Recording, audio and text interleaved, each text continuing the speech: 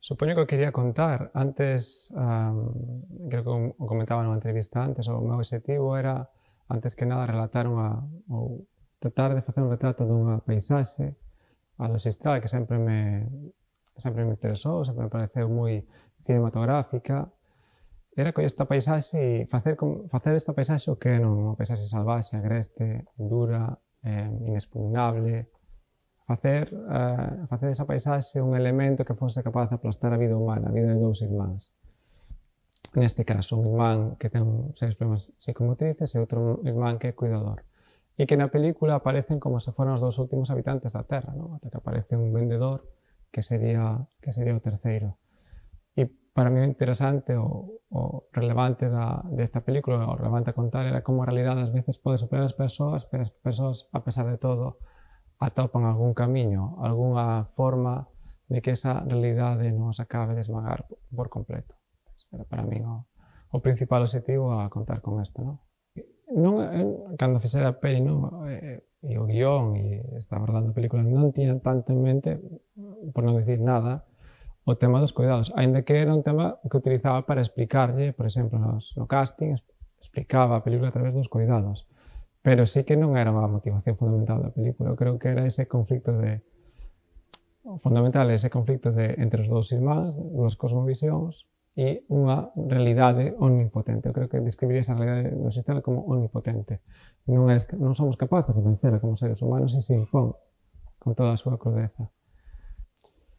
Eu diría que o irmán cuidador é un racionalista que cree que ten as respostas para cuidar, ten as respostas para saber que facer en cada momento, e o irmán cuidado é alguén que en algún momento é consciente de que xa non hai respostas e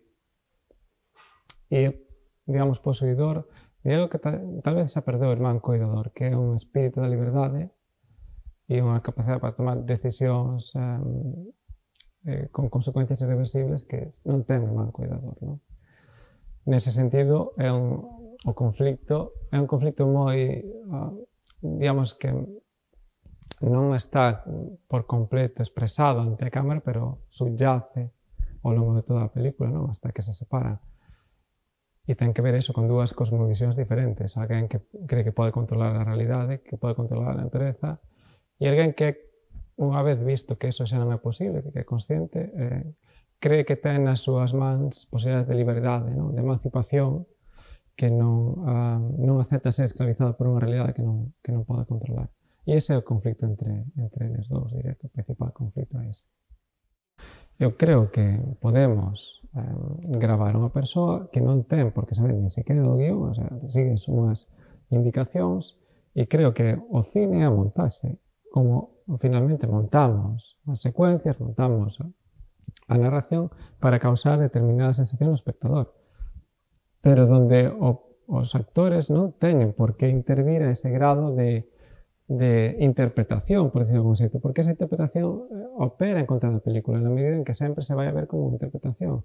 É moi difícil ter un actor do que se pode dicir que cando dice unha frase, de cando toma unha taza de té ou un café, non podamos dicir que está interpretando. É moi difícil de... Sempre o vemos, o que pasa, como no teatro aceptamos, digamos, ese código, pero ese código se ve, e eu vexo nas películas, vexo moitas veces malos castings, vexo moitas veces malas interpretacións e quería escapar de eso por todos os medios, non? E unha da forma de escapar é precisamente que o autor non interprete. Buscar un personaxe moi próximo, unha persoa moi próxima ao personaxe para evitar esa falsidade que ao final sempre é falso, non? Entonces, eu creo que Luís, que é o protagonista, está moi próximo de Ulises, que é o personaxe, e que nesa proximidade funciona. Se o cois moi lonxano, se quero teño no guión, hai un coxo, pois bueno, pois por que non collemos un coxo? Por que temos que coller un actor que interprete alguén que coxea? Creo que é un pouco absurdo eso. Crea toda unha serie de dificultades, porque ao fin e ao cabo tú dices, vou traballar con actores, ou o protagonista vai ser un actor. Pois os financiadores tamén observan isto con cautela. E foi difícil porque non estou, o sea, é o primeiro traballo que fago profesionalmente, hasta este momento pois non tiña feito nada de relevancia, non se sabía onde saía, entonces todo eso crea incertidumbres que hai que superar casi con a tesón como diría eu, non sei, de tanque. Tens que ser un tanque que vaya andando, porque senón non o das feito. Creo que tamén se ve o cine que quero facer, non? Que ao fin e ao cabo é un cine complexo, complicado, pero ao mesmo tempo eu creo que está a vontade unha vontade narrativa e unha vontade no fondo de non ser un cine que se quede nesto dos festivais, bueno, cine periférico, cine da marxe, cine... Non é o lugar, non? Creo que quero eso, ir hacia o espectador, non quero encerrarme nun museo. E nese sentido de aprendizaxes, non? Que camiños se pode ver para non renunciar a mí mesmo ao que eu quero contar e non considerar o espectador estúpido, que a veces parece que é o que che piden para contar unha peli. Se queres contar unha peli e ter financiación, tens que considerar o espectador estúpido. Pois eu me nego a considerar o espectador estúpido, creo que é unha persoa sensible, creo que é unha persoa que ten unha sensibilidade propia que pode, a que tú tens que apelar, a que tú non tens que impoñer, non quero impoñer ao espectador que é o que ten que sentir. E a peli esta non trata de decir ao espectador que é o que ten que sentir, que é o que trata de facer a maior parte do cine que vemos.